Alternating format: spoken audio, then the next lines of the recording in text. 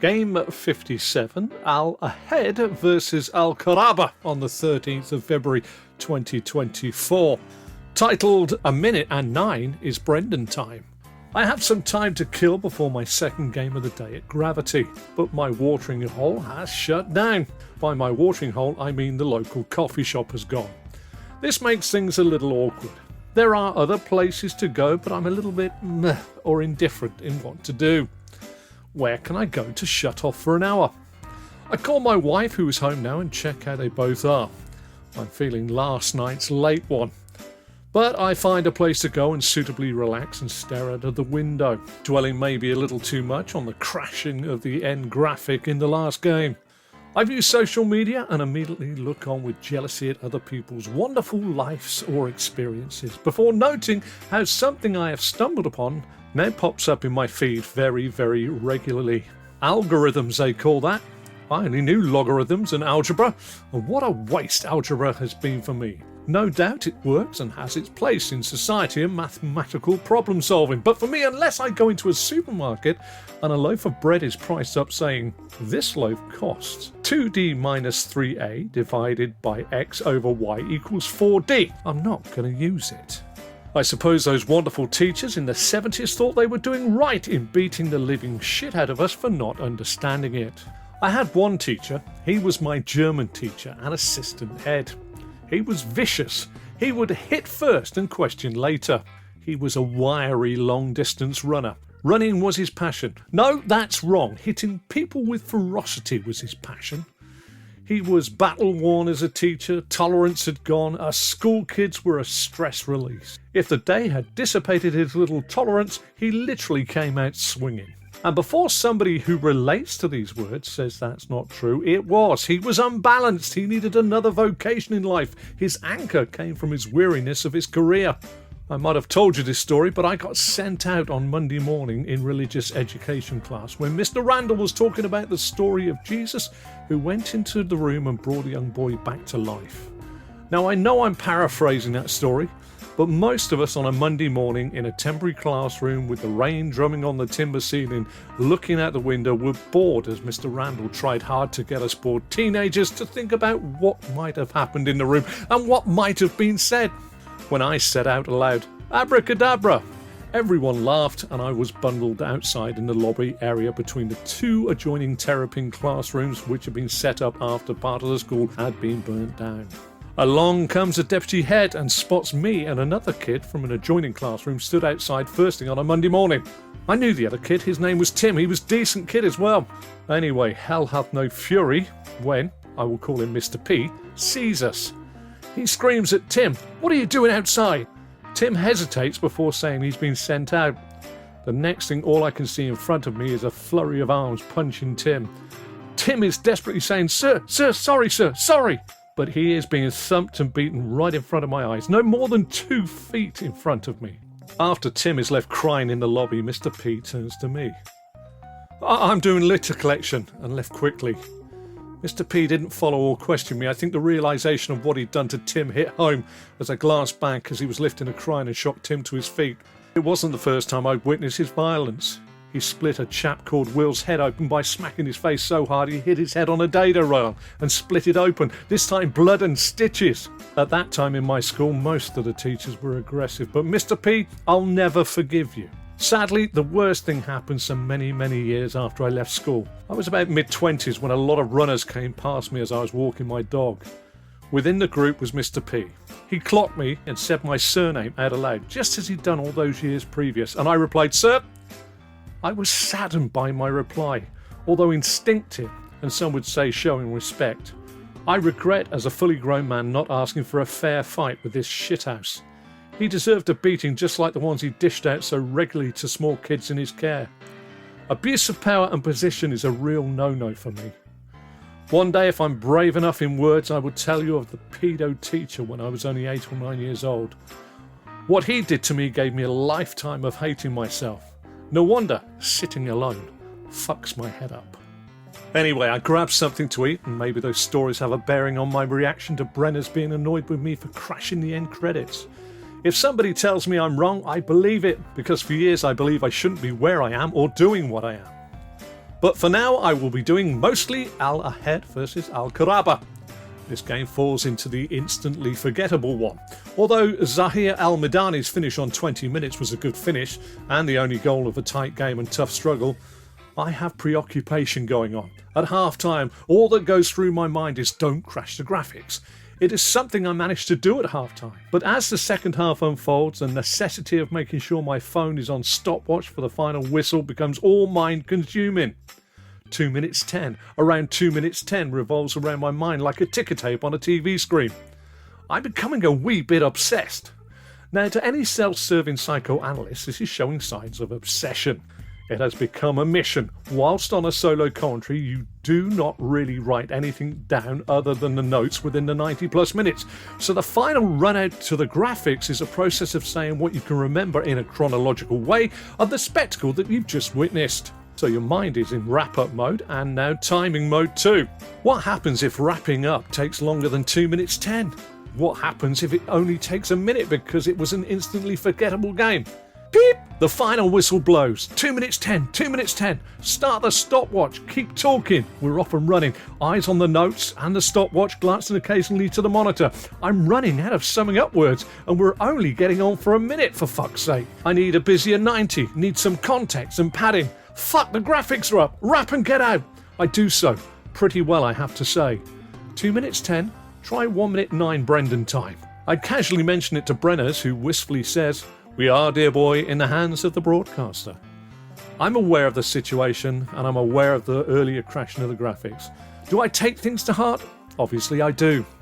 I drove home reflecting on the day's commentary's workings, and you obviously now realise I reflect a little too much on things that cannot be changed. So I turn my ire into anger at those people who drive on an empty-ish motorway in the middle lane.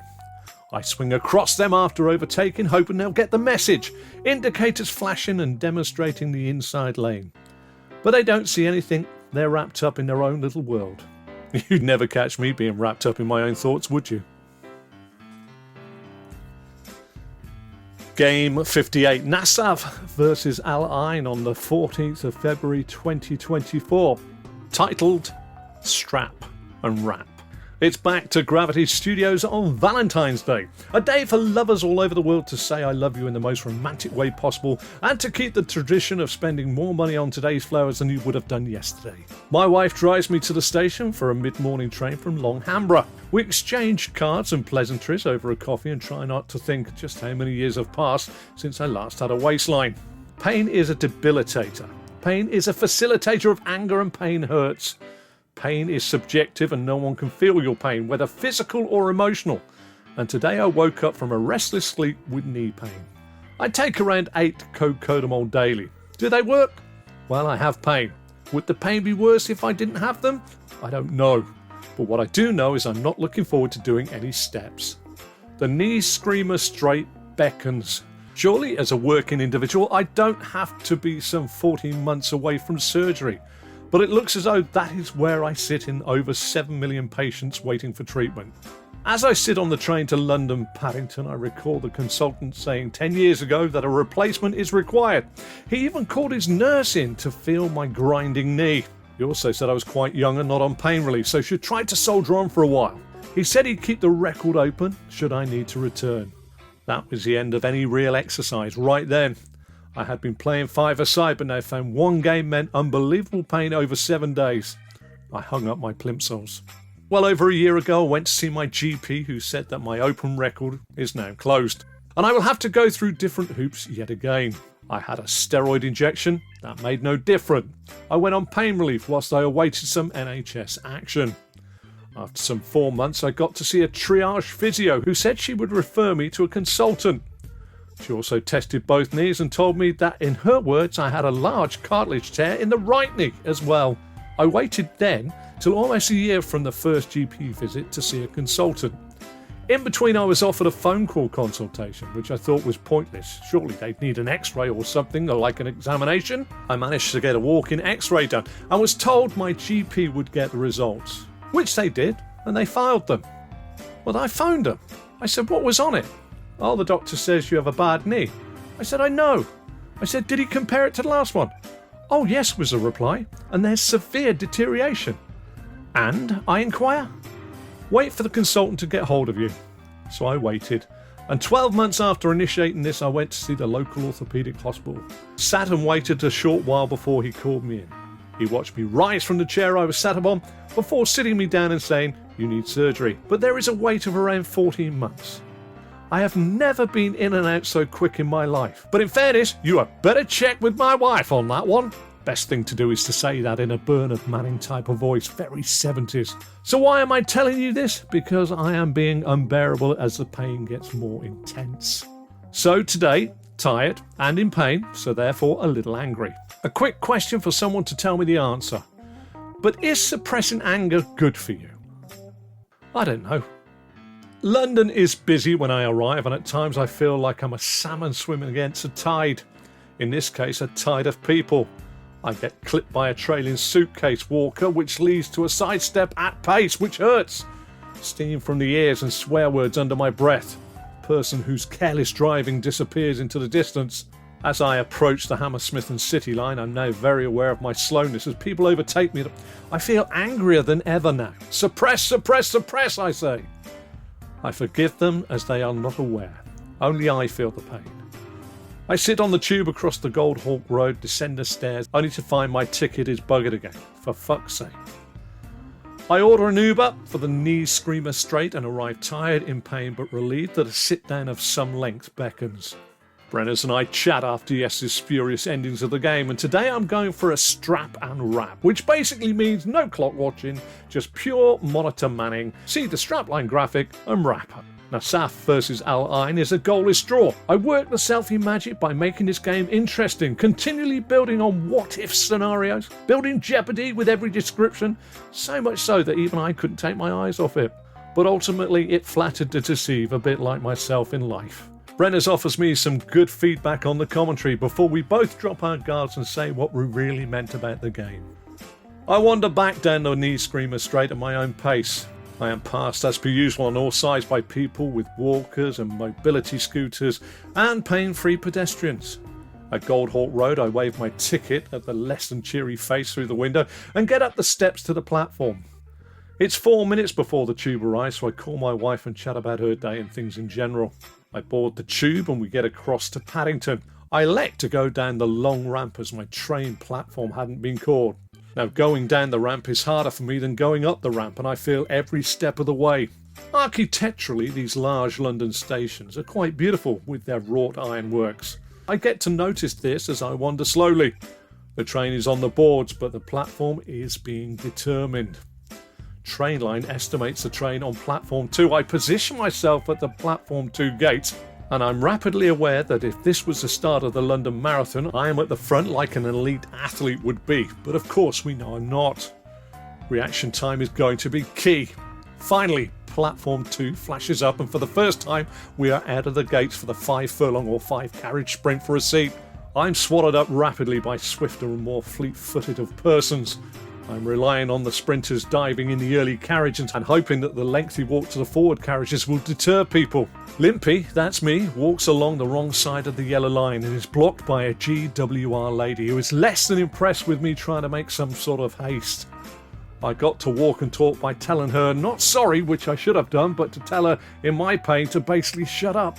I do make the front carriages and I do have very few people alongside me as I board, but instead of enjoying the success for getting a seat, sounds pathetic I know, but my knee gnaws agonisingly with pain. On the bone, in the knee, down the shin, into the ankle, it doesn't matter where I stick it, it fucking hurts. Remember, I'm only trying to walk and work and contribute to the nation's coffers. On the GWR, they normally come around with a host and a drink and a snack tray, and I sit and think back to the lady who I burst past and told to pipe down. What if she comes along with a trolley? Luckily for me, more passengers get on the train, and an announcement says they cannot come round as there are persons sat on the floor. Whew. When I finally arrive home, the knee has settled down a bit. I get into the car for home, and I can't remember what was said, but the anger of suppression and the pain spills out. What a knob I really am. Silence and dismay for my wife, guilt and idiocy in my head.